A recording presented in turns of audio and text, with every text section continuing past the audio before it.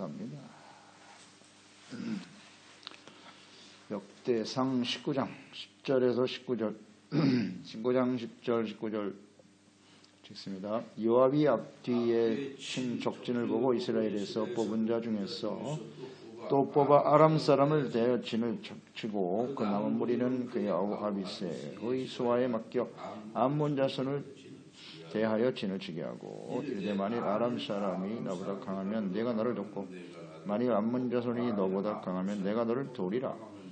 너는 힘을 내라. 우리가 우리 백성과 우리 하나님의 성읍을 위하여 힘을 내자.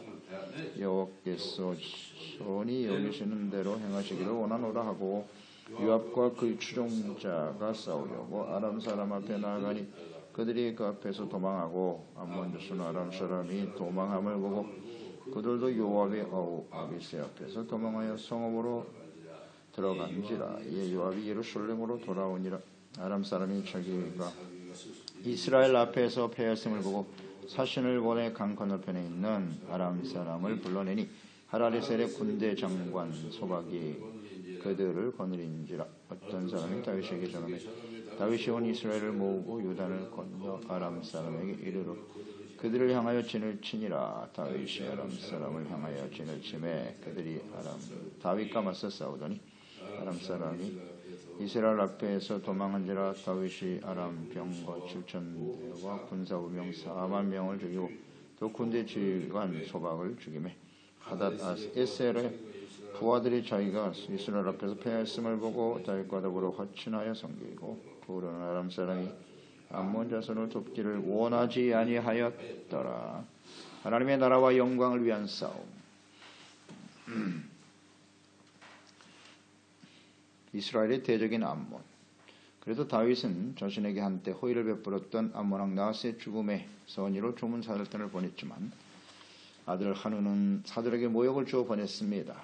그래도 다윗은 즉시 공격하지 않았죠. 그의 악행을 선으로 대했습니다. 스스로 군대를 일으켜 이스라엘을 공격한 암몬, 도움을 받고 그를 도운 아람 군대들, 하나님과 함께하는 다윗, 하나님께서 대적하는 싸움이 되겠죠. 선을 악으로 갚으려고 하는 자들에 대한 결말이 어떠한고, 반대로 악을 선으로 이기는 그 싸움은 어떤 것인가를 잘 보여주겠죠. 10절 15절 이 전쟁에 임하는 요압이 지혜롭게 이 싸움에 임해서 승리하는 과정이 나와 있네요. 암몬과 아람 연합군이 공격해 왔을 때 요압은 군사를 뽑아서 둘로 나눕니다. 하나는 암몬을 대하고 하나는 아람을 대하여 싸워라. 이렇게 나눠서 싸우도록 하였어요.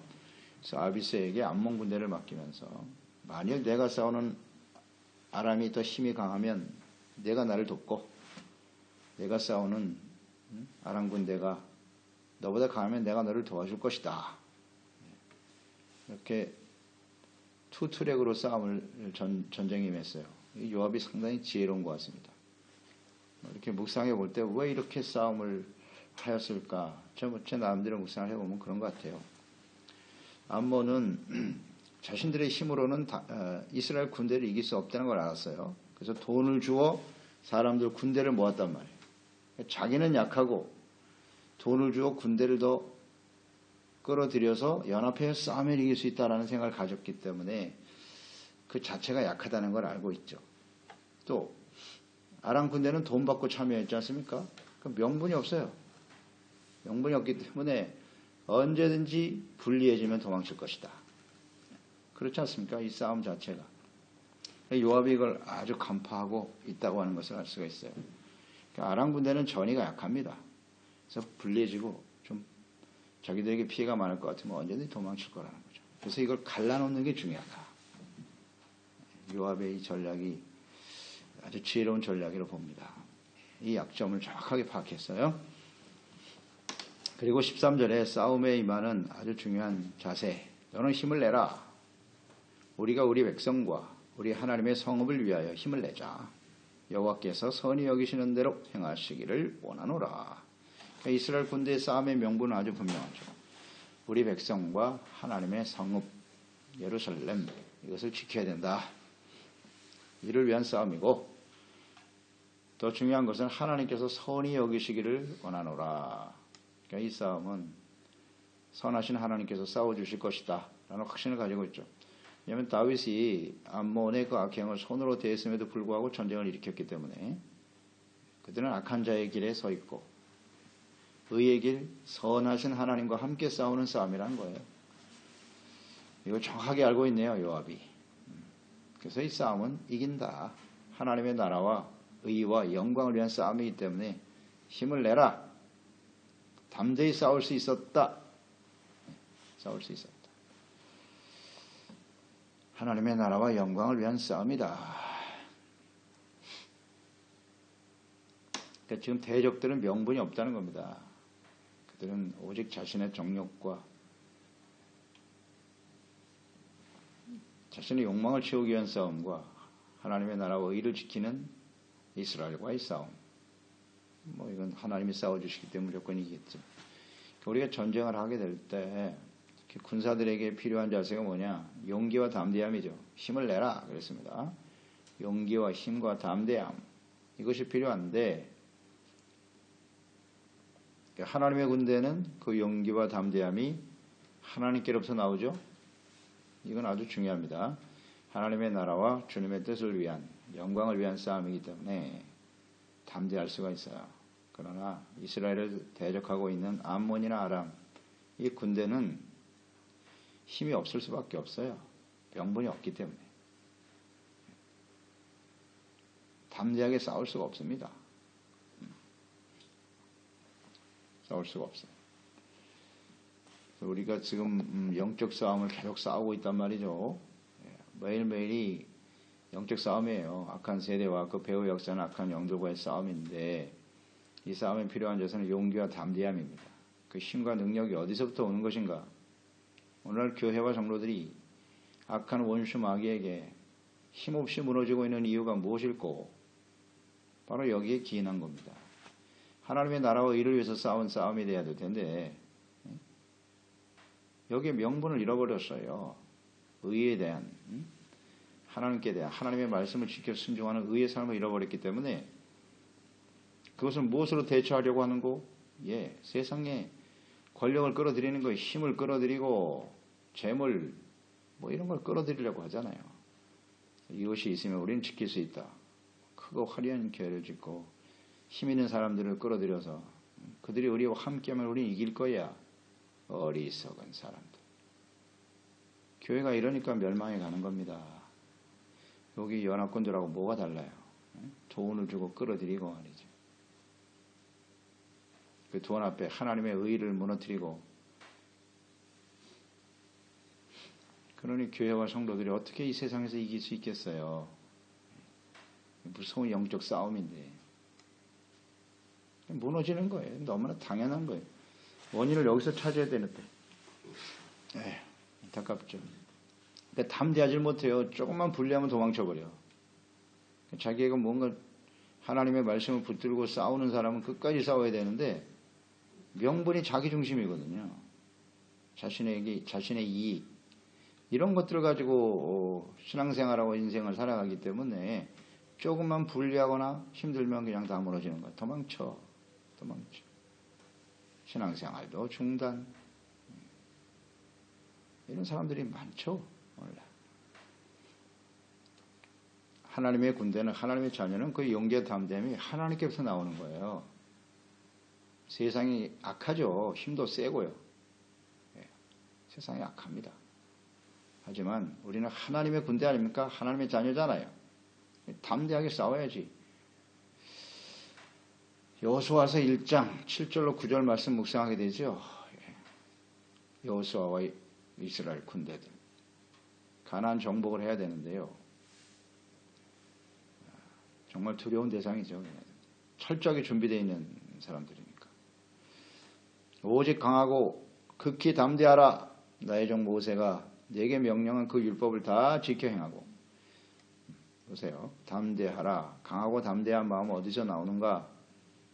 명령한 그 율법을 다 지켜 행하고 우로나 저로나 치우치지 말라. 그리하면 어디로 가든지 형통할 것이고 이 율법책을 내 입에서 떠나지 말게 하여 주야로 그것을 묵상하여 그 안에 기록된 대로 다 지켜 행하라. 그리하면 내 길이 평탄하게 될 것이고 내가 형통하리라. 내가 내게 명령한 것이 아니냐. 강하고 담대하라. 두려워하지 말며 놀라지 말라. 내가 어디로 가든지 내 하나님 여호와가 너와 함께 하시느니라. 아멘. 율법책, 명령, 순종, 이게 바로 의지 않습니까? 의를 생명처럼 지키라는 겁니다. 그럴 때 하나님이 함께 하심으로써 너희는 강하고 담대함으로 나아가 싸울 수 있을 것이다. 우리 매일 싸우는데요. 매일 싸우는데 이런 담대함이 있나요? 혹시 두려워하고 있지는 않나요? 그 두려움의 원인은 무엇일까요? 어렵지 않아요. 의를 상실해 버렸기 때문에 우리 하나님의 말씀을 따르지 않기 때문에 불안한 거예요. 불안하고 뭔가 두렵고 걱정이 되고 하나님의 군대가 어찌 하나님을 대적하는 그 원수 마귀에게 두려워합니까? 세상이 아무리 강해도요. 담대하게 나가야죠. 응? 골리앗을 향해 달려가는 딸과 같이. 비교해보면 상대가 안 되죠. 우리가 가진 힘이 약합니다. 하지만 하나님이 계시잖아요. 그 두려움이라고 하는 것은 그 두려움이 생기거든 빨리 그 원인을 찾아야 되는데 내가 하나님의 나라와 의를 구하는 삶이 나의 삶의 중심이 되고 있는가? 간단한 문제입니다. 간단한 문제. 빨리 가치 우선순위를 찾아야 돼요. 삶의 우선순위를 찾아야 됩니다. 오늘 다윗과 같이 왕이 되었지만 권력의 중심에 정점에 서 있지만 예배드리고 하나님을 섬기는 일에 언제나 우선. 나의 나라가 아니라 하나님의 나라. 다 나의 인생이라고 생각하고 어떻게 하면 내가 좀 더 편안하고 잘 살까? 여기에 자꾸 초점을 맞추니까 불안하죠. 불안할 수밖에 없잖아요. 하나님의 뜻을 이루고 하나님의 나라를 위한 삶에는 두려움이 없습니다. 뭐 앞날에 어떤 일이 그런 걱정할 거 없습니다. 그럼 뭐가 두렵습니까? 우리 준비된 거 아무것도 없어요. 우리의 미래는요. 상관없지 않습니까? 하나님의 나라와 뜻을 향해서 나아가는데 뭐가 문제가 되겠어요?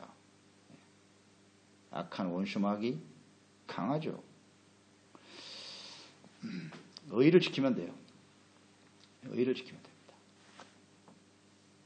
악인의 길을 따르지 말고 죄인에게 서지 않고 오만한 자의 자리에 앉지 않고 항상 겸손한 자세로 하나님의 나라와 의에 초점을 맞추면 담대할 수 있어요. 절대 두렵지 않습니다. 우리는. 할렐루야입니다. 이게 승리의 비결이죠. 14절 요압과 14절 15절이 요압과 그 추종자가 싸우려고 아람에게 나아가니 그들이 앞에서 도망하고 예상했던 대로네요. 15절 암몬 자손은 아람 사람이 도망함을 보고 또 그들도 요압 아비새 앞에서 도망하여 성읍으로 돌아간지라. 예상했던 대로죠. 요압의 전략이 그대로 적중했습니다. 아람과 싸우니 두려워해서 도망쳤고 명분이 없잖아요. 아람은 돈 받고 참여했으니까 목숨 걸고 싸울 이유가 없는 거예요. 도망칠 수밖에 없죠. 자신의 힘이 약함을 알고 돈을 주고 끌어들인 아람 군대를 끌어들인 이 군대가 도망을 치니까 암몬은 또 어떻게 했어요? 역시 두려워하겠죠. 두려워요. 도망쳤다. 이 악한 자들은 결국 자신이 불리해지면 언제나 도망쳐요. 도망치게 돼 있어요. 연합군을 형성해서 공격해 왔지만 그들은 결속력이 약할 수밖에 없는 것이고 두 가지 전략으로 각각 그들을 상대하여 성공했죠. 요압이 상당히 지혜롭습니다. 상당히 지혜로워요. 아주 그대로 그 전략이 주였습니다. 무엇보다도 중요한 것은 하나님의 나라와 영광을 위해서 싸우는 싸움이었기 때문이죠. 그래서 이런 이스라엘 군대를 결코 이길 수 없다. 이길 수 없다.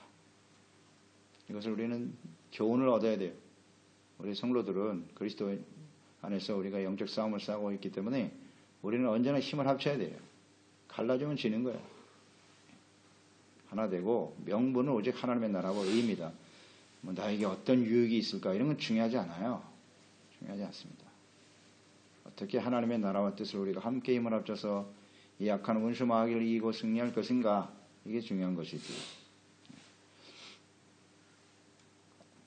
나의 유불리와 이익을 따지는 이런 것은 절대 하나님의 자녀 백성들의 모습은 아니죠. 그러니까 선의를 악의로 대한 암몬, 그들이 행한 그들의 그 악행을 선으로 대했던 다윗, 이게 선으로 악을 이긴다는 게 바로 이런 아주 대표적인 교훈이에요. 나는 선으로 대했는데 상대방이 끊임없이 악으로 대해. 그러면 어떻게 되느냐? 이와 같이 된다. 이게 바로 진리고 교훈입니다. 악으로 대하면요, 하나님께서 반드시 패하게 만드십니다. 패하게 만드십니다. 우리도 힘을 강하게 해서 우리 인간적인 힘을 가지고 상대방을 제압하려고 하는 것, 그것은 하나님의 방법은 아니에요. 선으로 대하는 게 중요해요. 그러니까 이렇게 같이 싸움을 하더라도 내가 선의를 가지고 싸우는 건지, 상대방이 싸움을 걸어왔으니까 상대방을 뭐 정복하고 제압하고 그런 게 목적이 아니잖아요. 하나님의 나라와 뜻을 이루기 위해서. 아주 중요한 미묘한 차이인데요. 하나님은 아시겠죠? 승리의 비결. 이것이 바로 에베소서 6장 10절 이하에 나와 있는 하나님의 전신갑주죠. 사도 바울은 성경에 능한 사람이고 아주 지혜로워요. 성령이 역사하니까 성경 전체에 나타나는 뜻을 정확하게 깨닫고 있네요. 진리의 허리띠를 떼야 된다. 의, 믿음, 이게 승리의 비결입니다. 의가 없으면 절대 못 이겨요. 믿음, 하나님께 대한 믿음이죠. 하나님이 싸워주신다는 믿음, 승리에 대한 믿음. 그런데 그 믿음이 자기 자신에 귀착되는 경우가 많죠. 내가 힘이 있고 능력이 있으니까 이길 거야. 그런 게 아니고요. 차원이 달라요. 그 믿음이. 자기에 대한 믿음이 아닙니다. 무슨 군사력, 재물, 여기에 대한 힘에 대한 믿음이 아니라 하나님께 대한 믿음이죠. 그러니까 의를 겸비하지 못하면 이런 믿음은 가질 수가 없는 거죠. 그리고 평화, 복음의 평안의 신발이잖아요. 화평. 주님 안에서 주님과의 화목이죠. 그리고 모든 군대들 간의 화평, 적전 분열은 무조건 망하는 거니까 하나가 돼야죠. 평안으로. 구원에 대한 싸움이요. 그 다음 말씀과 성령의 검을 들고 나가는 거죠. 정확하게 알고 있네요. 이스라엘 군대들. 승리했습니다. 16절 19절이죠. 돈을 받고 암몬과 함께 이스라엘을 공격했던 아람. 그들이 패배하게 되자 그 소식을 하다데셀에게 전했죠. 그러니까 온 군대를 이끌고 재차 이스라엘을 침공하게 되는 거죠. 처음에 이 싸움은 암몬과 이스라엘의 싸움이었는데 이제 아람과 이스라엘과의 전면전으로 확산됐네요. 확산됐죠. 그러니까 이에 다윗이 직접 이제 군대를 이끌고 나갑니다. 이제 뭐 다 죽었다고 봐야죠. 하나님의 사람, 하나님이 함께하는 다윗의 군대가 일어났으니 자신들의 패배에 대해서 교훈을 얻어야 되는데 이 약한 자들은 또 교훈을 얻지를 못해. 그들이 왜 패배했는가를 잘 파악해야 되는데 그걸 몰라. 또 덤비잖아요. 이렇게. 교훈을 얻지 못하는 거예요. 지혜가 없죠. 자기들이 싸우고 있는 대상이 누구냐. 볼 수가 없겠죠. 하나님이 없는 사람들이니까 그냥 자신의 눈에 보이는 대로만 판단하고 전쟁이라고 하는 것이 승리할 수 있다고 하는 뭔가 확신이 있어야 덤비는 건데 자신의 힘이 더 강하다고 생각했겠죠. 군사력, 그리고 과거의 어떤 경험들, 과거의 경험들만 생각했을 거예요. 사울 시대의 이스라엘은 아주 병약했거든요. 약했죠. 그러니까 과거에 약했으니까 지금도 약할 거야. 과거의 경험 이런 것들이 사실 중요하지는 않거든요. 이런 걸 앞서서 승리할 수 있다고 생각해서 덤벼들었겠죠. 근데 이런 게 어리석은 거예요. 그래서 다윗이 직접 나가 싸우니 다윗이 아람 병거 7,000대와 군사 보병 4만을 죽이고 군대 지휘관 소박도 죽임을 당했죠.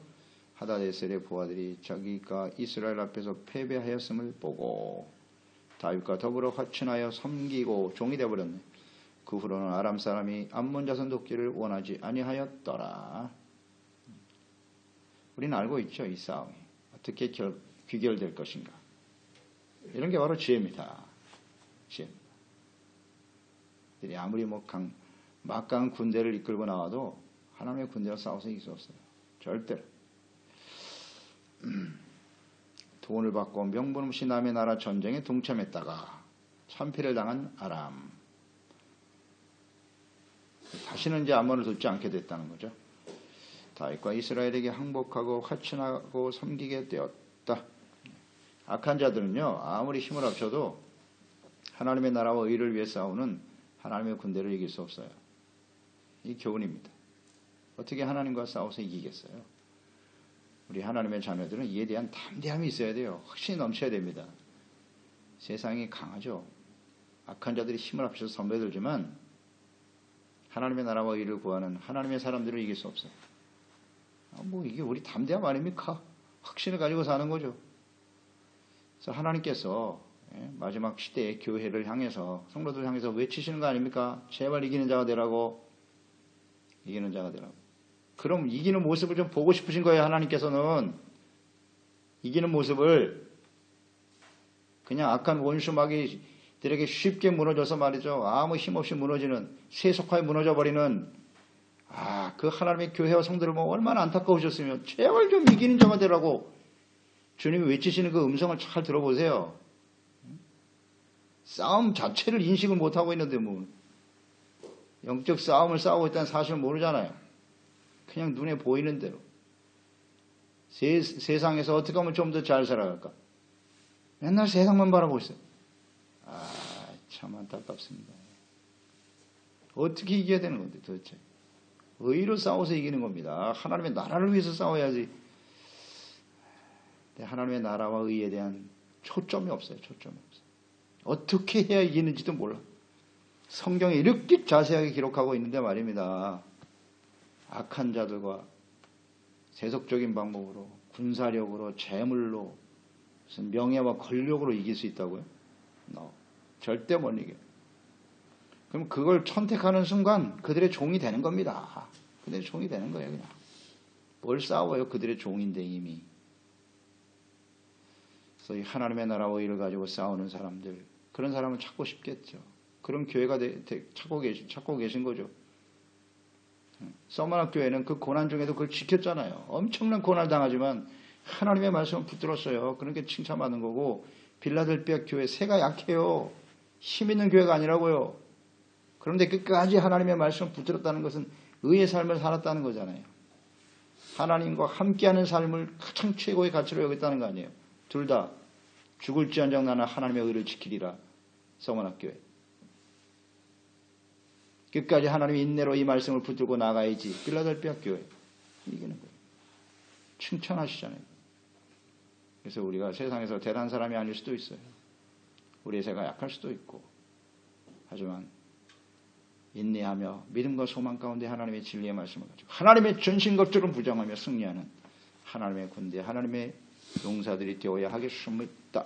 그렇습니다. 하나님 아버지, 우리 그리스도인의 삶은 끊임없는 영적 싸움이에요. 악한 원수 마귀는 우는 사자와 같이 덤벼들고 있죠. 사자와 같습니다. 절대 놓치지 않아요. 끝까지 죽이기 위해서 달려드는 거죠. 그런데 우리는 너무나 준비되어 있지 못한 연약한 상태의 모습은 아닌가요? 그 울음소리만 듣고도 벌벌 떠는 그런 사람들은 아닌가요? 주여, 오늘도 다시 한번 다윗과 그의 군대들이 어떻게 승리하는가 하는 것을 묵상하게 됩니다. 하나님의 나라와 의를 구하고 하나님의 이름과 주의 영광을 위해서 싸우는 싸움, 하나님이 함께 하십니다. 아무리 대적의 힘이 강해도 힘을 합쳐도 연합해도 이길 수 없어요. 오늘 시대의 교회와 성도들이 너무나 연약하죠.